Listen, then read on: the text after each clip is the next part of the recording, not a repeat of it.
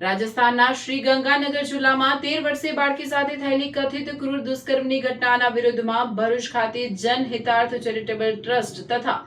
અંજલિ યોગ ક્લાસ ત્રિનિકેતન ભરૂચ, રેવા ફાઉન્ડેશન, અર્પણ foundation, Giants Bhrigu સહેલી ભરૂચ, સંસ્કૃતિ સેવા સમાજ સંસ્થાન, સખી સહિયર મંડળ તથા વિવિધ સામાજિક સંગઠનોના સંયુક્ત ઉપક્રમે શાંતિપૂર્ણ ન્યાય યાત્રા યોજવામાં આવી હતી।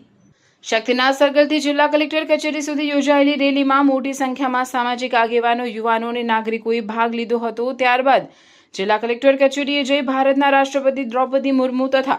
વડાપ્રધાન નરેન્દ્ર મોદીના નામે આવેદનપત્ર પાઠવવામાં આવ્યું હતું। આવેદનપત્રમાં સમગ્ર ઘટનાની નિષ્પક્ષ, પારદર્શક અને સમયબદ્ધ તપાસ, દોષિતો સામે કાયદા મુજબ ઝડપી અને કડક કાર્યવાહી તેમજ પીડિત પરિવારને સુરક્ષા, ન્યાય અને જરૂરી સહાય પૂરી પાડવાની માંગ કરવામાં આવી હતી। સાથે જ દેશભરમાં મહિલાઓ અને બાળકોની સુરક્ષા વધુ મજબૂત બને તે માટે કડક કાયદાના અસરકારક અમલીકરણ, સંવેદનશીલ પોલીસિંગ, ઝડપી તપાસ વ્યવસ્થા અને વ્યાપક જનજાગૃતિ અભિયાન હાથ ધરવાની પણ અપીલ કરવામાં આવી હતી। આયોજકોએ સ્પષ્ટ કર્યું કે આ કાર્યક્રમનો કોઈ રાજકીય હેતુ નથી। દેશની દીકરીઓની સુરક્ષા, મહિલાઓના સન્માન અને પીડિતાને ન્યાય મળે તેવા હેતુથી લોકશાહી અને બંધારણીય માધ્યમથી પોતાની લાગણી વ્યક્ત કરવામાં આવે છે। રેલી દરમિયાન ઉપસ્થિત લોકોએ એકસૂરે પીડિતાને વહેલી તકે ન્યાય અપાવવા અને દોષિતો સામે કડક કાયદેસરની કાર્યવાહી કરવાની માંગ કરી હતી। રાજસ્થાનના શ્રી ગંગાનગર શહેરમાં જે કથિત દુર્ઘટના ઘટી છે અને 13 વર્ષીય બાળકી પર અમાન્ય કૃત થયું છે,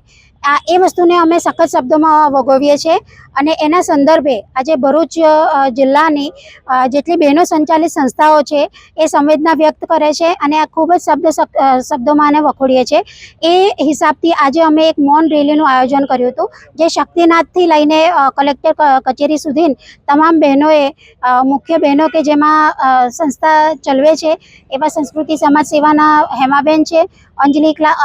ક્લાસના, યોગા ક્લાસના અંજલિબેન ડોગરા છે, અર્પણ ફાઉન્ડેશનના બીનાબેન તથા એમની ટીમ છે, જાયન્ટ ભૃગુ સહેલીના અલ્પનાબેન અને નૈનાબેન છે,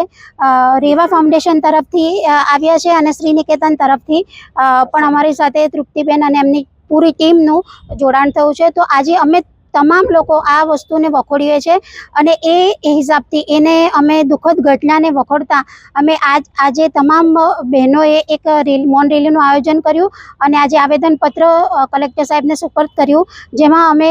શ્રીમતી દ્રૌપદી મુર્મુ મેડમ અને આપણા જે પ્રાઇમ મિનિસ્ટર છે શ્રી નરેન્દ્ર મોદી સાહેબને એમના સુધી પહોંચે, અમારો અવાજ પહોંચે એ હિસાબથી આવેદનપત્ર આપવામાં આવ્યું છે અને અમે આશા રાખીએ છીએ કે અમે જે માંગણીઓ કરી છે કે દોષિતને સજા થાય અને ફાસ્ટ ટ્રેકમાં કોર્ટમાં કેસ થાય અને દોષિતને જલ્દીથી જલ્દી ફાંસીની સજા થાય અને જે બાળકીની પરિવાર છે એને સુરક્ષા અને યોગ્ય પ્રમાણમાં વળતર મળે, એ અમારી મુખ્ય માંગણી સાથે આજે અમે તમામ સંસ્થાની બહેનોએ અને તમે જોઈ શકો છો અલગ અલગ જગ્યા પરથી આવેલી તમામ બહેનોએ આ વસ્તુને આવેદનપત્ર પરથી અમે અમારી અરજ રજૂ કરી છે।